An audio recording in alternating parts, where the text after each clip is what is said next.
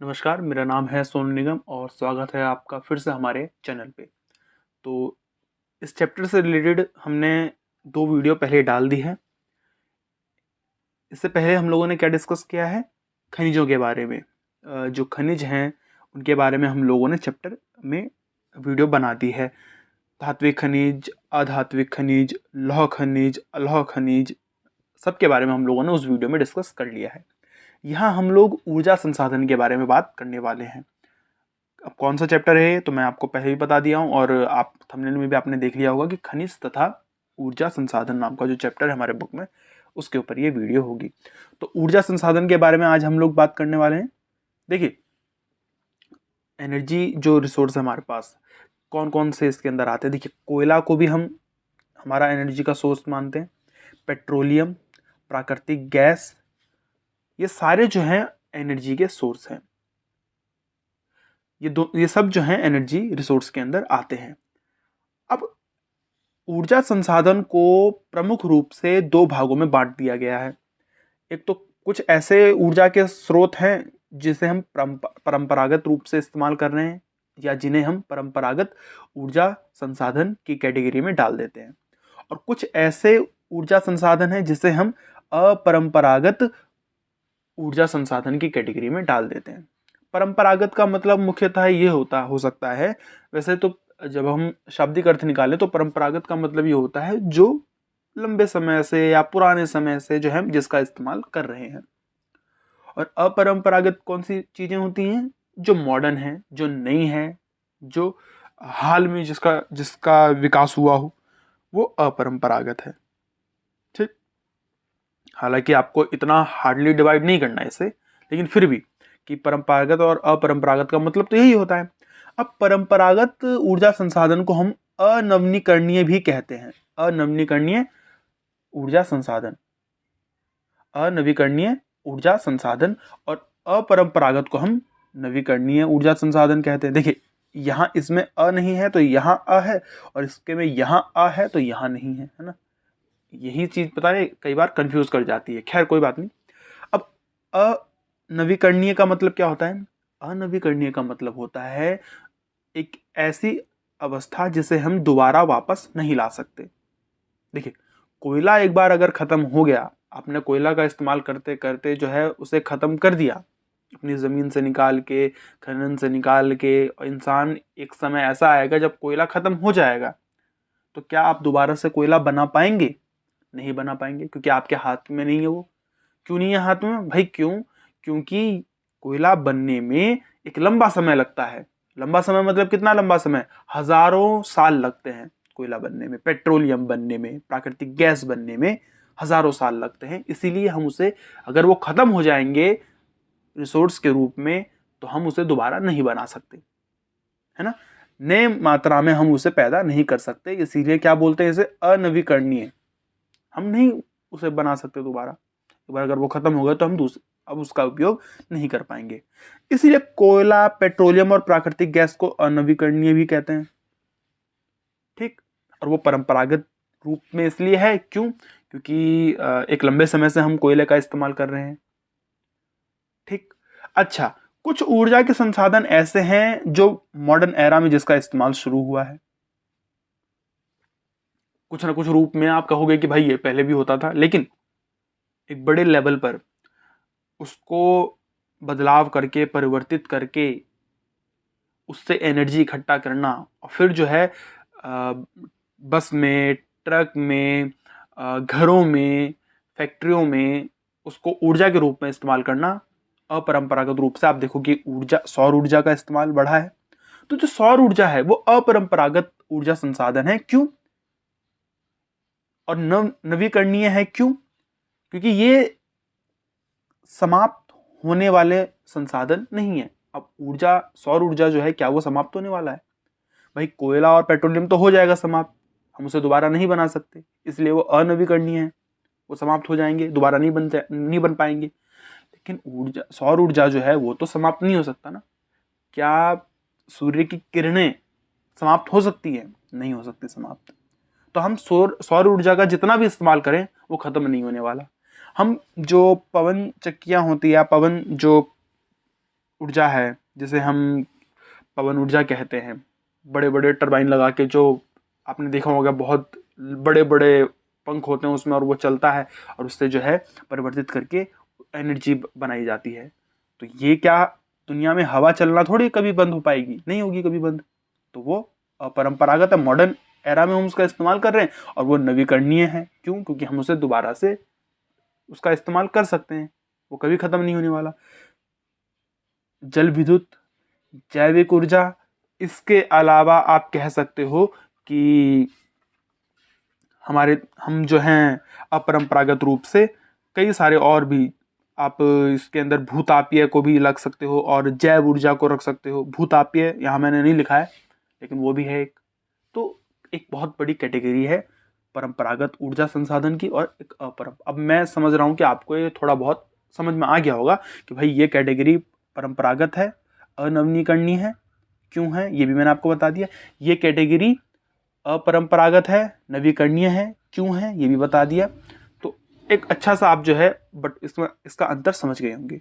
अब हम सबसे पहले परंपरागत ऊर्जा संसाधन की जो तीनों प्रकार है ना, कोयला, पेट्रोलियम, प्राकृतिक गैस, हम इसे पढ़ लेते हैं। अब ये भारत के हिसाब से हम पढ़ रहे हैं कि भारत में कोयला का क्या, पेट्रोलियम का क्या, और जो है प्राकृतिक गैस का क्या महत्व है, कहाँ पाए जाते हैं, ये सब चीज़ें दुनिया के उस पर नहीं देखेंगे हम लोग। तो अब देखिए कोयला सबसे पहले हम देखते हैं। कोयला के बारे में आप सभी जानते होंगे, है ना। कोयला का प्रयोग बिजली के उत्पादन में होता है कि नहीं होता है? आपने बोला होगा ना कि आपने सुना होगा कि कोयले से बिजली बनती है। और मैंने आपको पिछली वीडियो में बताया था कि लौह अयस्क को पिघलाने के लिए, उसके प्रगलन के लिए भी इसका इस्तेमाल होता है, बड़े पैमाने पे पूरी दुनिया पे इसका इस्तेमाल किया जाता है। तो इसलिए कोयला इतना जरूरी है भाई। बिजली बनाना है तो भाई वो ऊर्जा हो गई एक। तो ऊर्जा चाहिए आपको, बिजली चाहिए, तो कोयले की जरूरत पड़ेगी, क्योंकि बड़ी मात्रा में हम जो है उसके इस्तेमाल से बिजली का उत्पादन कर रहे हैं। और जो लौह अयस्क को पिघला के हम सरिया बना रहे हैं, स्टील बना रहे हैं, जो अन्य धातु हम बना रहे हैं, उसको पिघला के, उसको पिघलाने के लिए जो एनर्जी चाहिए, जो ऊर्जा चाहिए, वो कोयले से आ रही है, इसलिए जरूरी है। अच्छा, ये बात आपको समझ में आ गई होगी, मैं जानता हूं, ठीक है, ये आप लिख लीजिए। उसके बाद आप इसके बारे में क्या जान सकते हैं? कोयला निक्षेप के बारे में। अब मुख्य रूप से जो है इसे आप कहोगे कि तो जो सबसे महत्वपूर्ण कैटेगरी हो सकती है कोयला निक्षेप की, एक तो गोंडवाना है और एक टर्शरी। अब इसके बारे में आप लोग नेट पे थोड़ा थोड़ा पढ़ लीजिए, मैं ज़्यादा नहीं बता पाऊंगा, लेकिन हाँ, ये एक समय काल के ऊपर ये होता है, ठीक है। और हमारे देश में गोंडवाना जो कोयला है वो भी पाया जाता है, और टर्शरी निक्षेप जो है वो भी पाया जाता है। अब गोंडवाना कहाँ पाया जाता है, टर्शरी कहाँ पाया जाता है, ये आपको याद रखना पड़ेगा। तो सबसे पहले गोंडवाना कोयले के रूप में देखते हैं कहाँ है ये।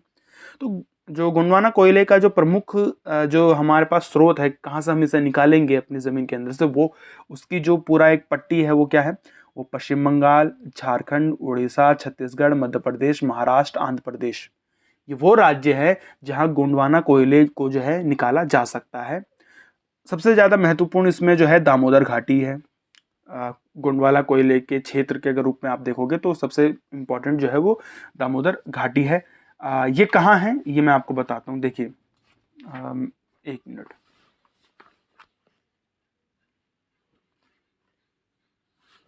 ये देखिए, ये जो पूरा इलाका है ना, ये जो है इसमें आता है।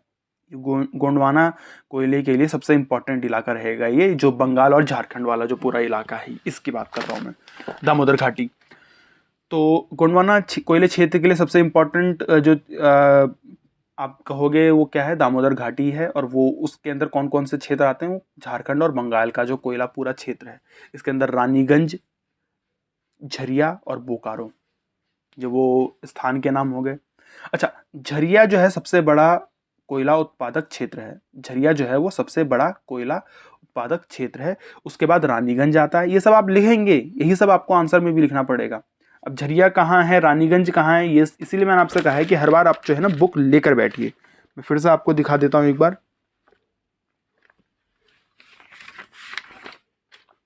देखिए, यहाँ तो मैंने मार्क कर दिया। ये झरिया है, ये झरिया है, यहाँ लिखा हुआ था वो मिट गया है क्योंकि मैंने इस पे पहले पेन से मार्क कर दिया। और इसके जस्ट बगल में जो है ये झरिया, और इसके जस्ट बगल में ये जो है रानीगंज है। ठीक,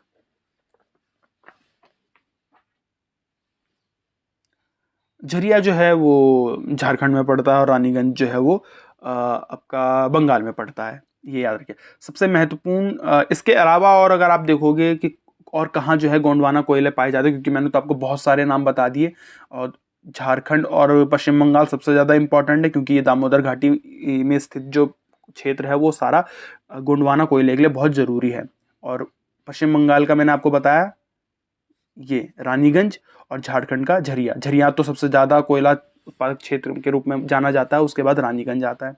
इसके अलावा एमपी का जो सिंगरौली है वो, छत्तीसगढ़ का कोरबा वो भी, और उड़ीसा का जो तलचर और रामपुर इलाका है वो, और तेलंगाना का सिंगरैनी। देखो, सिंगरौली अलग है और सिंगरैनी अलग है। सिंगरौली एमपी में है और सिंगरैनी जो है वो तेलंगाना में है। ठीक, तो ये गोंडवाना कोयले की बात हो गई। अच्छा, टर्शरी कोयले का क्षेत्र कौन सा है? तो टर्शरी कोयले का क्षेत्र आप कह सकते हो ये जो हमारा नॉर्थ ईस्ट वाला पार्ट है, नॉर्थ ईस्ट वाला पार्ट, ये देखो फिर मैं आपको दिखा रहा हूं।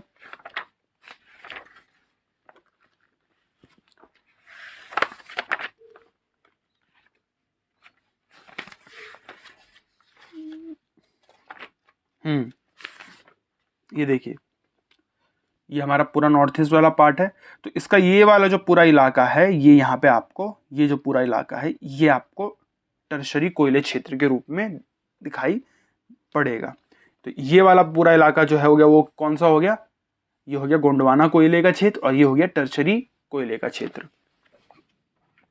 तो इसके अंदर असम, अरुणाचल प्रदेश, मेघालय और नागालैंड आते हैं। इन इलाकों में जो खनन हो रहा है कोयले का वो मुख्य रूप से टर्शरी कोयले निक्षेप का हो रहा है। तो ये कोयले के बारे में इतनी जानकारी आपके पास अगर होगी तो आप बाकी सारे क्वेश्चन इसके हिसाब से जो है कर सकते हैं। इससे ज़्यादा आपको और कुछ जानने की ज़रूरत नहीं है। अब पेट्रोलियम के बारे में आ जाए, क्योंकि पेट्रोलियम भी जो है वो परंपरागत ऊर्जा संसाधन या अनवीकरणीय ऊर्जा संसाधन के रूप में जो है प्रख्यात है।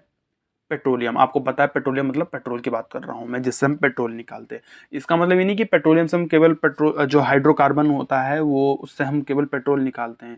डीजल भी उसी से बनता है भाई, मिट्टी का तेल भी उसी से बन रहा है। इसके अलावा जो मोबिल होता है ना, आपने कई बार देखा होगा वो जो ट्रकों में, गाड़ियों में जो इंजन ऑयल डलते हैं वो भी उससे बन रहा है। इवन आपने जो वैसलीन आप इस्तेमाल करते हैं सर्दियों में, जो होंठ फटते हैं लोगों के तो वो वैसलीन लगाते हैं, वो भी इसी का एक जो है सब प्रोडक्ट है। और इसके अलावा बहुत सारी चीज़ें, जो फर्टिलाइज़र होता है वो इससे बनेगा, आर्टिफिशियल रबड़ इससे बनता है, आर्टिफिशियल सिल्क इससे बनता है, साबुन इससे बनता है, बहुत सारी दवाइयाँ हैं इससे बनती है। इसके अलावा जो वैक्स है, जो मोम होती है वो इससे बनती है। बहुत सारी चीज़ें इससे बनती हैं, केवल पेट्रोल नहीं। लेकिन हाँ, पेट्रोल इसका सबसे प्रमुख, या डीजल इसका सबसे प्रमुख उत्पाद आप कह सकते हैं। जो गैस है इसका सबसे प्रमुख उत्पाद आप कह सकते हैं। देखिए, कच्चा पेट्रोलियम जो होता है, अब आपको पता होना चाहिए कि कोयला तो आप नीचे से निकालते हैं, उसको जला सकते हैं, लेकिन पेट्रोलियम जब आप ज़मीन के अंदर से निकालेंगे, पेट्रोलियम के जो तेल कूप हैं वहाँ से आप निकालेंगे, तो जो आपको कच्चा तेल मिलेगा उसे अगर आप गाड़ी में डालोगे तो गाड़ी नहीं चलेगी, क्योंकि वो एक मोटे तौर पर आप समझिए कि वो कीचड़ के रूप में जो है वो होगा, है ना, एक कीचड़ के रूप में, हाँ कीचड़ के रूप में जो है एक तरह से वो होता है। अब उसमें से पेट्रोल अलग करना है, उसमें से डीजल अलग करना है, उसमें से बाकी चीज़ें अलग करनी है। तो उस अलग करने के लिए आपको जो है वो रिफाइनरीज की ज़रूरत होती है। रिफाइन करना है ना आपको भाई, वो कीचड़ है एक तरह से, मैंने आपको कहा। अब उसमें से आपको अपना उसमें से पेट्रोल अलग करना है, उसमें से आपको डीजल अलग करना है, बाकी चीज़ें अलग करनी है, तो आपको रिफाइन करना है। उसको क्या करना है? रिफाइन करना है। तो ऐसे हमारे देश में बहुत जगह जो है कच्चे तेल को, जो क्योंकि हमारे यहाँ तो बहुत कम कच्चा तेल पाया जाता है, हमारे यहाँ तो बहुत कम पेट्रोलियम पाया जाता है, तो हम लोग सऊदी अरेबिया से, ईरान से, इराक से, ओमान से, बहुत सारी जगह से जो है कच्चा तेल मंगाते हैं, और फिर यहाँ लाते हैं। तो क्या करते हैं? उसको फिल्टर करते हैं, रिफाइंड करते हैं। अब ऐसे हमारे देश में बहुत सारी रिफाइनरीज है, ऑयल रिफाइनरीज है, पेट्रोलियम रिफाइनरीज है, उसमें से सबसे प्रमुख शायद जामनगर की मैं अभी आपको बताऊंगा वो सब क्या है। अब इस पे आ जाते हैं। तो कच्चा पेट्रोलियम जो है वो एक द्रव और गैसीय अवस्था में कार्बन से युक्त होता है, जो मैंने आपको बताया। इसका इस्तेमाल कहाँ होता है भाई? देखिए, मोटर वाहनों को चलाने के लिए, रेलवे को चलाने के लिए, वायुयानों को चलाने के लिए जो है बहुत सारे ईंधन की जरूरत पड़ती है और वो इसी पेट्रोलियम से प्राप्त होती है, उसी कच्चे तेल से प्राप्त होती है। इसके अलावा आप देखिए इससे क्या बन सकता है। इससे उर्वरक, इससे कृत्रिम रबड़, कृत्रिम रेशे, दवाइयाँ, वैसलीन, मोम, साबुन बनाने के लिए भी इसका इस्तेमाल किया जाता है। इसका एक सब प्रोडक्ट है, ठीक है। इन सब चीजों के लिए भी इसे आप पेट्रोलियम प्रोडक्ट के रूप में आप कह सकते हो। इसलिए वैसलीन को पेट्रोलियम जेली भी कहते हैं। आप सर्च करिएगा। अच्छा, भारत में आप देखोगे कि हमारे यहाँ, मैंने आपसे कहा था ना कि हम भारत के बारे में पढ़ेंगे। वैसे तो दुनिया भर में अरब देशों के अंदर पेट्रोलियम सबसे ज्यादा पाया जाता है, लेकिन हम तो भारत के उसमें पढ़ रहे हैं। ऐसा नहीं कि भारत में कहीं भी एक भी जगह जो है तेल की प्राप्ति नहीं होती है, हम निकालते हैं। हमारे देश में भी कई जगह हैं जहां से हम तेल को निकालते, लेकिन वो इतना अधिक नहीं है कि हमारे पूरे देश की जरूरत पूरी हो जाए, इसलिए हमें बाहर से मंगाना पड़ता है। अब भारत में तेल के रिसर्च के लिए, उसकी प्रोडक्शन के लिए जो है हम लोगों ने 1956 में तेल एवं प्राकृतिक गैस आयोग, शायद इसे ONGC कहते हैं, हाँ ONGC कहते हैं इसे, oil and natural gas commission, ONGC। अच्छा, इसकी स्थापना की कब? 1956 में। इसका काम क्या था? इसका काम यह था कि देश भर में ये पता लगाया जाए, ये रिसर्च की जाए। ये काम था इसका कि तेल के, पेट्रोलियम के प्रोडक्शन के लिए और उसके रिसर्च के लिए व्यवस्थित तरीके से काम करना। अच्छा, तो तब से ये काम कर रहा है, हम लोगों ने जो है 1956 में शुरू किया। अच्छा, भारत में जो है तेल उत्पादक क्षेत्र कहाँ कहाँ है? आप देखेंगे कि गुजरात, पहले असम के रूप में देखिए। असम में जो डिगबोई है, नाहर काटिया है, मोरान है, ये सब जो है तेल उत्पादक क्षेत्र हैं। अब देखिए असम में, यानी कि असम एक संसाधन है वहाँ पे बहुत सारे, है ना। देखिए आप हम वहाँ से तेल निकालते हैं। अच्छा, मैंने फिर से आपसे कहा ना कि हम इतना नहीं निकालते, वहाँ इतनी प्राप्ति नहीं है कि हम अपने पूरे देश की ज़रूरत पूरी कर सके, इसलिए हम बाहर से भी मंगाते हैं। इसलिए इसके अलावा गुजरात में भी जो है तेल क्षेत्र है, जो अलंकेश्वर है और कालोन है और महसाणा है, ये भी जो है तेल क्षेत्र के अंदर आते हैं। इसके अलावा जो सबसे फेमस, मैंने तो सबसे ज़्यादा इसी का नाम सुना था बचपन में भी, और हम लोग अपनी जनरल नॉलेज की किताबों में और ज्योग्राफी वगैरह की किताबों में, साइंस की किताबों में इसके बारे में बड़ा पढ़ते थे। एक बॉम्बे हाई नाम की जगह है, मुंबई सिटी से ये समुद्र में है, ठीक है।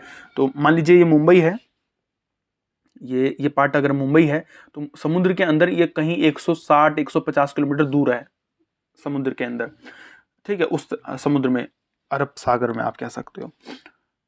तो वहाँ भी जो है पेट्रोल की प्राप्ति वहाँ होती है और उसे बॉम्बे हाई के नाम से जाना जाता है। तो आप देखिए कि हमारे यहाँ कुछ क्षेत्र हैं जहाँ तेल पाए जाते हैं और हम वहाँ से निकाल रहे हैं। तो ये जो है पेट्रोलियम का एक पूरा ब्यौरा है जो आपको अपने किताब के हिसाब से याद रखना होगा। अब एक बात और, इसके अलावा भी आपको कुछ थोड़ा सा जानना है।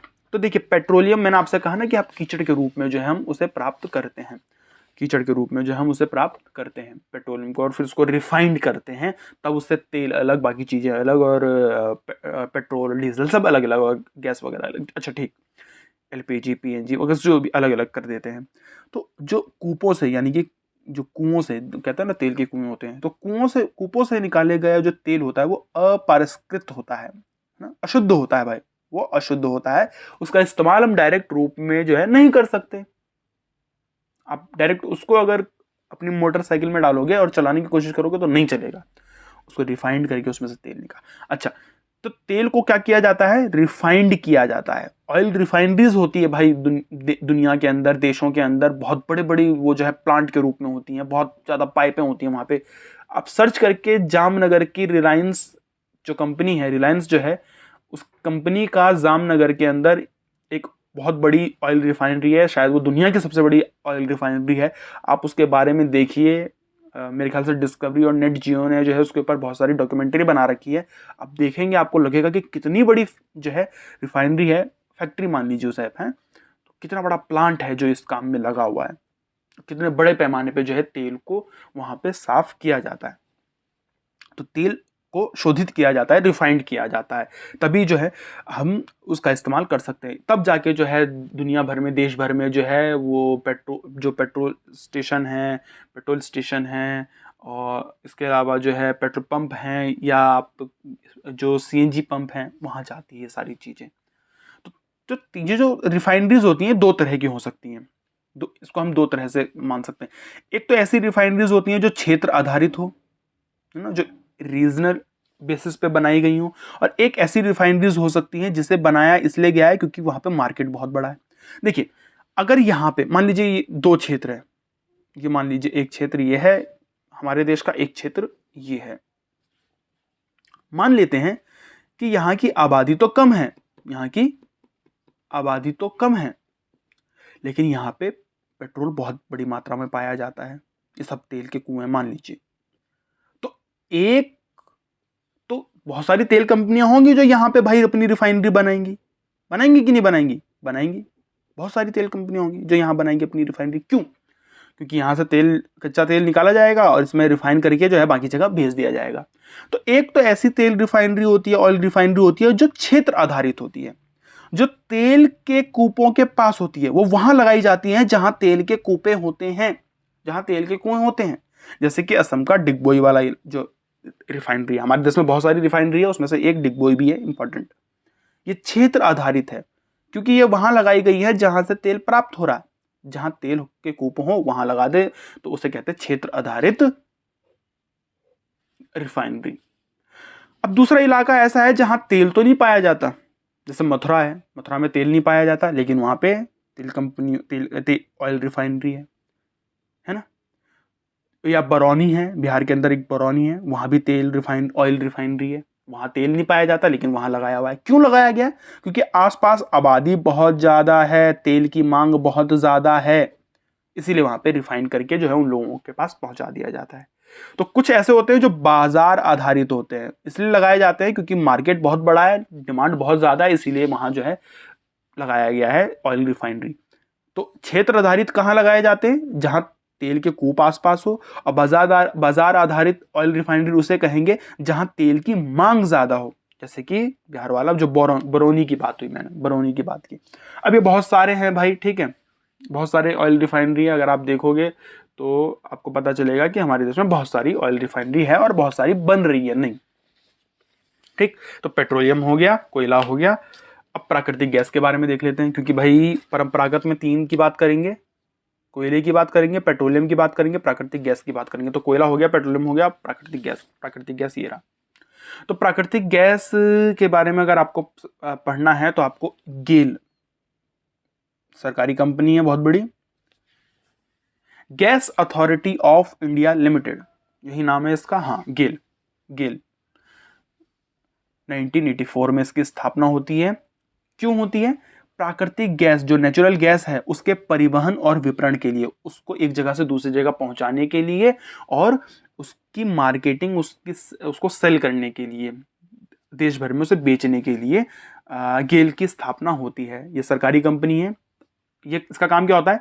अच्छा, आपको पता है ना कि लोगों के घर में गैस के पाइप पहुंच चुके हैं, बहुत सारे ऐसा हमारे देश में ऐसे क्षेत्र हैं, जैसे जहाँ मैं रहता हूँ जिस इलाके में, वहाँ लोगों के किचन तक जो है गैस की पाइप आ रखी है। आपको उस पाइप से कनेक्शन लेना, आपको सिलेंडर खरीदने की जरूरत नहीं, उसी पाइप से आपके घर तक जो है गैस पहुंचा दिया जाता है। आप उसे चूल्हे से जोड़ेंगे और आपका जो है गैस की पूर्ति आपको हो जाएगी।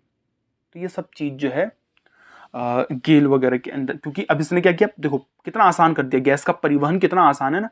एक कंपनी कहीं होगी जहां गैस का स्टोरेज होता होगा और वहां से वो पाइप के द्वारा जो है, अंडरग्राउंड पाइप के द्वारा जो है आपके घर तक पहुंचा रही है गैस को। तो परिवहन कितना आसान है। तो ये सब काम गेल का है।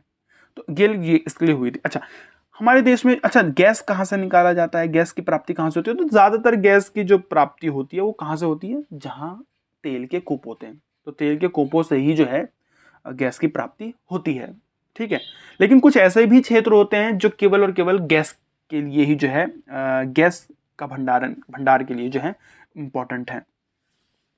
देखिए, गैस जो है वो तेल क्षेत्रों में प्राप्त किया जाता है, ठीक है, लेकिन इसके अलावा कुछ ऐसे खास क्षेत्र भी होते हैं, कुछ ऐसे प्रकृष्ट भंडार एक्सक्लूसिव रिजर्व भी होते हैं, जो मैंने आपको बोला ना, खास क्षेत्र भी होते हैं जो केवल और केवल गैस के लिए हैं। जैसे हमारे तमिलनाडु का पूर्वी तट, उड़ीसा आप कह सकते हैं, और आप आंध्र प्रदेश कह सकते हैं, त्रिपुरा है, और गुजरात है, महाराष्ट्र है। ये वो क्षेत्र हैं जहाँ से प्राकृतिक गैस हमारे देश में प्राप्त किया जाएगा, जो भंडारण के लिए जो है, जहाँ उनका भंडार है। तो ये मैं आपको दिखा देता हूँ। हाँ, ये कुछ क्षेत्र, ठीक है, हाँ, ये देखिए, इस वाले पॉइंट पे आपको ये वाला जो है ना आपका पॉइंट, प्राकृतिक गैस वाला, इसमें आपको देखने के लिए मिलेगा।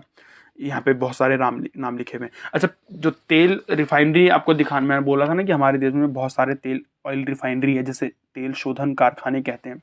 देखिए, बहुत सारे हैं, पानीपत में है, मथुरा में है, बीना में, और जामनगर जो मैंने आपको बताया बहुत इंपॉर्टेंट। इसके अलावा मुंबई में बहुत सारे हैं, देखिए कोचीन में है, चेन्नई में है, बहुत सारे हैं, बरौनी में जो मैं आपको बताया, ठीक। तो ये प्राकृतिक गैस के बारे में आपको। अच्छा, अब हम देखते हैं अपरंपरागत ऊर्जा स्रोत के बारे में। मैं नहीं चाहता कि वीडियो ज़्यादा लंबी हो।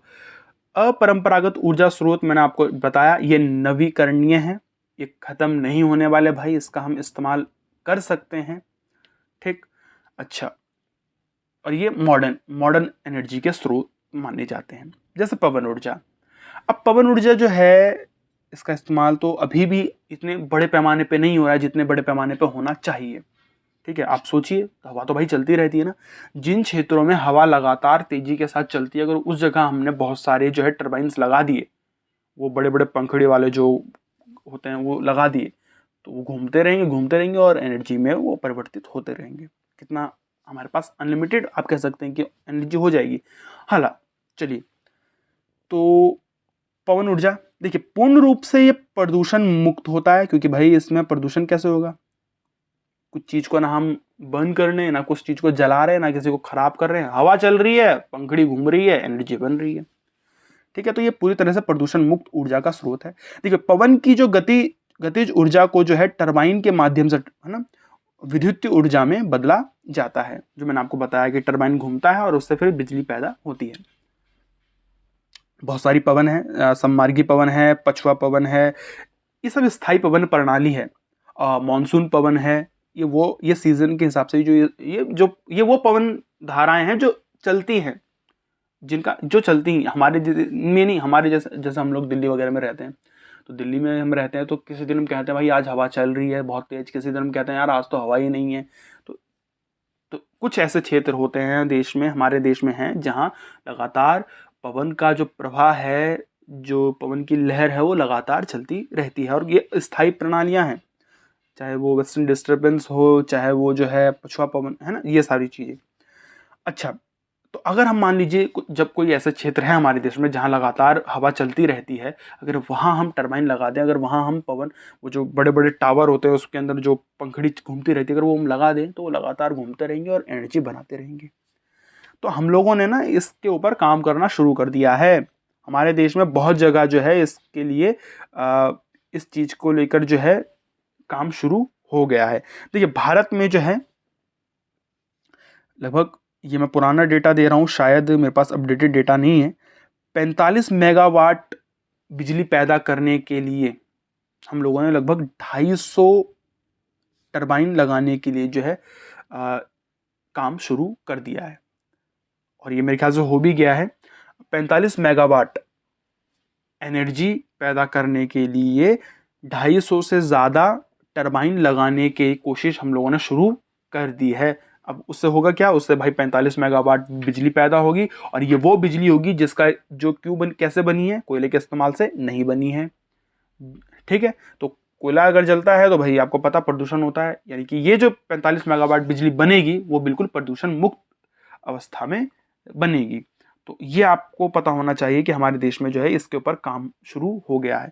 अच्छा, ये कहाँ लगाई जाती है? मुख्य रूप से सागर तटीय क्षेत्र में लगाई जाती है, मतलब जो तटवर्ती इलाके होते हैं ना, वहाँ लगाई जाती है। आपको पता है तटवर्ती इलाकों में हवाएं जो है वो लगातार चलती रहती है, जो हवा का दबाव है वो लगातार बदलता रहता है और वो चलती रहती है। अच्छा, पवन ऊर्जा के लिए जो हमारे देश में कुछ क्षेत्र बहुत इंपॉर्टेंट है, वो कौन से हैं? वो राजस्थान है, वो गुजरात है, महाराष्ट्र है, कर्नाटक है। ठीक है, तो ये जो पूरा हमारा वेस्टर्न तट है ना, जो पश्चिमी तट है, वो पूरा इलाका, पूरा पश्चिमी भारत जो है एक तरह से आप कह सकते हो कि इसके लिए अनुकूल है। यहाँ अगर हम लगाएंगे इस तरह के टरबाइन स्थापना करेंगे तो पवन ऊर्जा हम इकट्ठी करके उसको जो है विद्युत ऊर्जा में बदल सकते हैं। दूसरा सौर ऊर्जा है, ये भी अब तो लोगों ने अपने घर पे भी लगा लिया है भाई। घर, अब मैं जानता हूँ, अब हमारे यहाँ पे जो सरकारें हैं वो जो स्ट्रीट लाइट लगा रही है, उस स्ट्रीट लाइट के ऊपर ही वो सौर ऊर्जा का जो है उन्होंने, क्या बोलते हैं उसे, शेड बोल सकते हो आप उसे, वो लगा दिया है। सौर ऊर्जा का जो पूरा एक छाता जैसा होता है वो लगा दिया है। दिन भर वो चार्ज करता है बैटरी को, और रात भर जो है उसी बैटरी की एनर्जी से स्ट्रीट लाइट चलती है। कितना अच्छा है। अच्छा, सौर ऊर्जा, सूरज की किरणें को जो है ऊर्जा में परिवर्तित किया जा सकता है। आपको पता है वो पूरे पेट के, अच्छा ये इसके दो टेक्नोलॉजी इसके लिए काम में लाई जाती है, एक तो फोटोवोल्टिक है और एक सौर तापीय प्रौद्योगिकी है। इसके बारे में भी आप थोड़ा सा पढ़ लीजिए। आपने देखा होगा ना, एक ट्रे जैसा होता है ना भाई, इस तरह का जो है एक ट्रे होता है।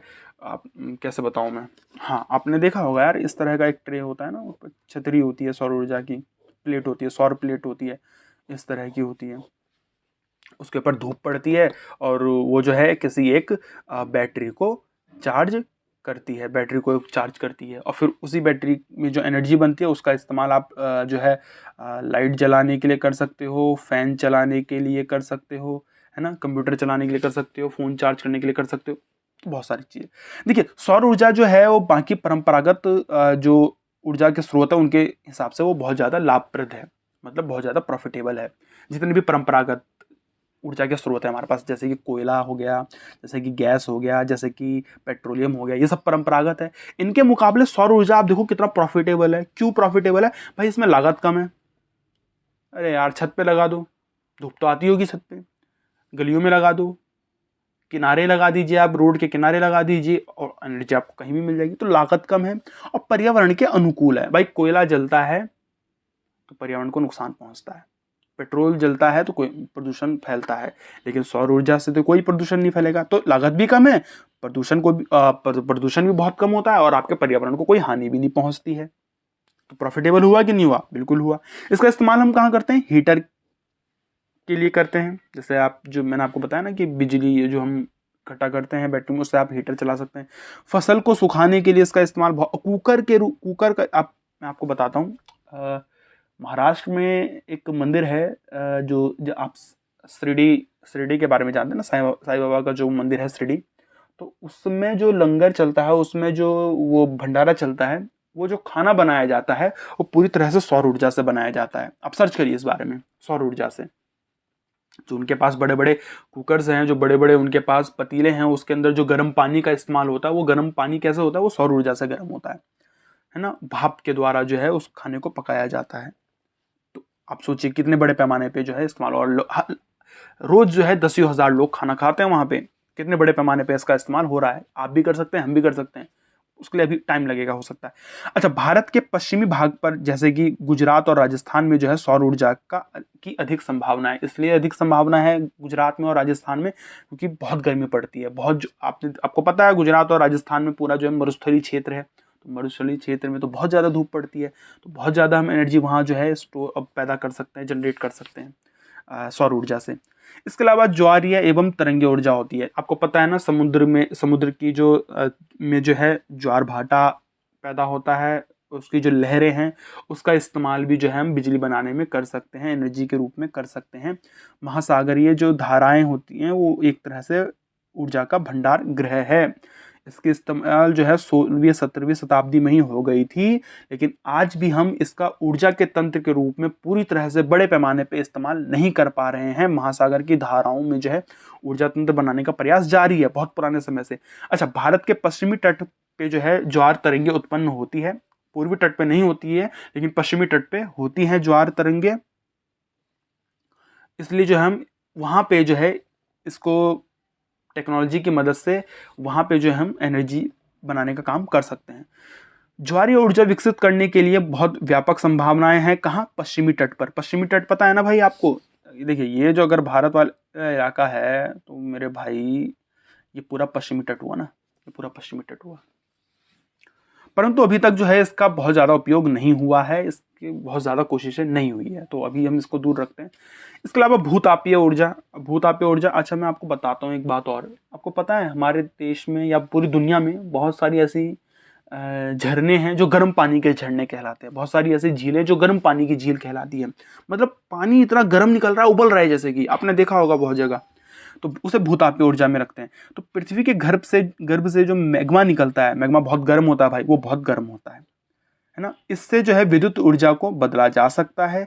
इसके अलावा गीजर के रूप में जो है कूपों से निकाला हुआ जो गर्म पानी है उससे भी जो है ऊर्जा पैदा की जा सकती है, क्योंकि गर्म पानी निकलता है जमीन के अंदर से, उसकी तो वो जैसे है ना, तो आप उसका इस्तेमाल एनर्जी के रूप में कर सकते हैं। तो भारत में जो भूतापीय ऊर्जा का जो संयंत्र है, जो प्लांट है, वो कहाँ है?